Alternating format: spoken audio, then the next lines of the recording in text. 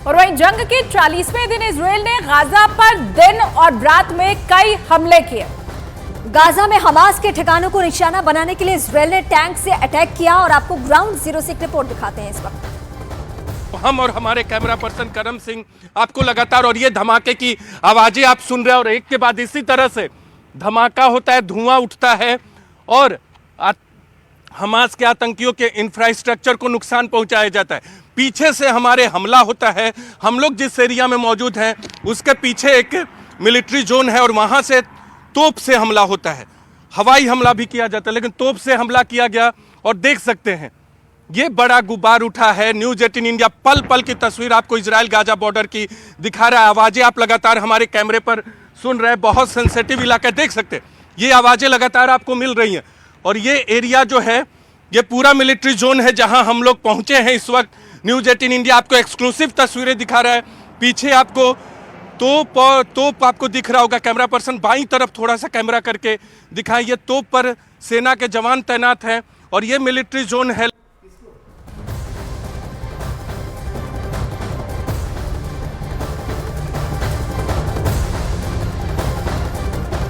Yemen के Houthi विद्रोहियों ने भी इजराइल के खिलाफ मोर्चा इस वक्त खोल दिया है और दावा भी साथ ही ये कर दिया है कि बैलिस्टिक मिसाइलों से इजराइल पर हवाई हमले किए गए।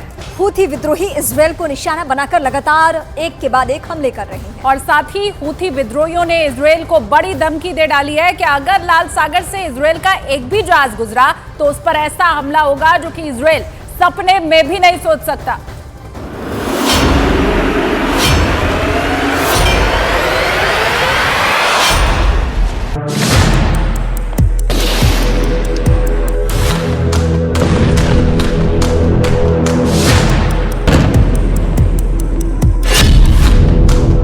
यमन से अंसारुल्लाह का आक्रमण।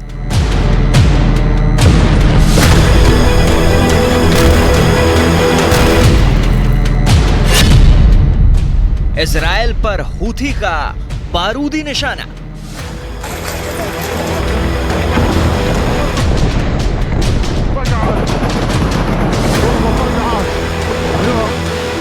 यमन के हूथी विद्रोहियों ने इजराइल के खिलाफ जंग का ऐलान कर दिया और धमकी दी है कि आने वाले दिनों में यमन से इजराइल पर हमले तेज हो जाएंगे। यही नहीं, हूथी विद्रोहियों ने धमकी दी कि लाल सागर से अगर इजराइल का एक भी जहाज गुजरा तो उस पर ऐसा हमला होगा जो इजराइल ने कभी सपने में भी नहीं सोचा होगा।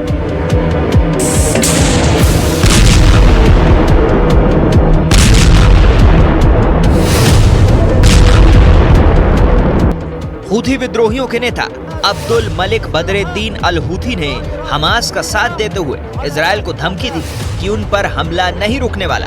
साथ ही उन्होंने दो टूक कहा कि अगर यमन की सीमा भी फिलिस्तीन से लगती तो हूथी विद्रोही भी इस जंग में शामिल हो जाते।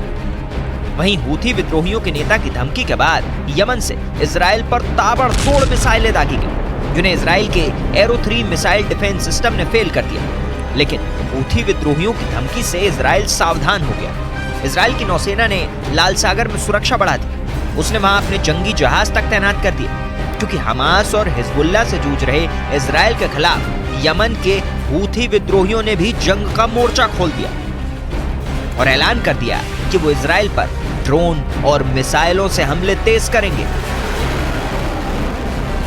अतलक़त क़ुव्वतुना अल-मुसल्लहतु बिअौनिल्लाहि तआला دفعة من الصواريخ البالستية على أهداف مختلفة للعدو الإسرائيلي في الأراضي الفلسطينية المحتلة، منها أهداف حساسة في منطقة أم الرشراش إيلات، وذلك بعد 24 ساعة فقط من عملية عسكرية أخرى.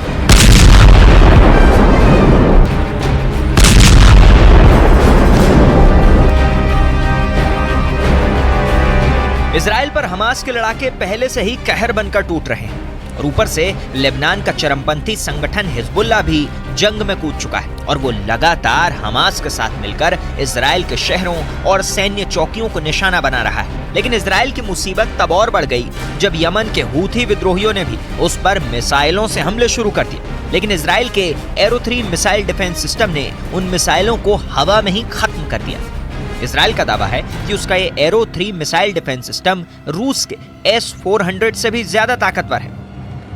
और अगर इजराइल का दावा सही है तो एरो 3 इस वक्त दुनिया का सबसे ताकतवर और सबसे आधुनिक मिसाइल डिफेंस सिस्टम माना जाएगा।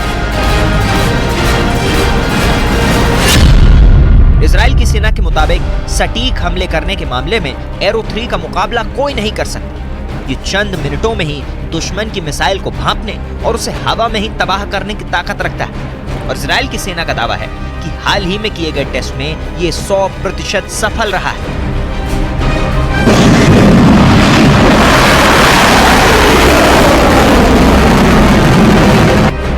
और इजराइल अपनी इस कामयाबी पर फूला नहीं समा रहा। हालांकि इसे बनाने में अमेरिका ने भी इजराइल की आर्थिक तौर पर काफी मदद की।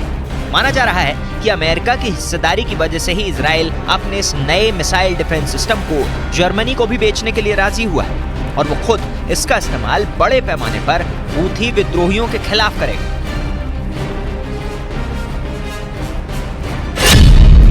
क्योंकि लाल सागर के किनारे मौजूद इजराइल के इलाकों में हूथी विद्रोही उसके लिए सबसे बड़ा सिरदर्द बने हुए हैं और वो आए दिन यमन से इजराइल में हमले कर उसे चुनौती देते रहते हैं,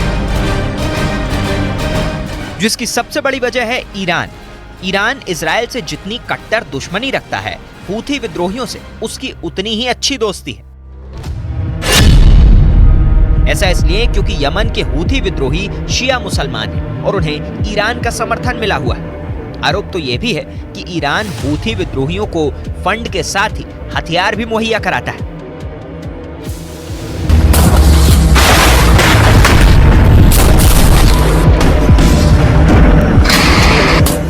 और माना जा रहा है कि अपनी इसी दोस्ती की वजह से हूथी विद्रोहियों ने इजराइल की नाक में दम कर रखा है, क्योंकि वो ईरान के उस प्लान का हिस्सा है जिसके जरिए वो इजराइल को नक्शे से मिटाने की हसरत रखता है।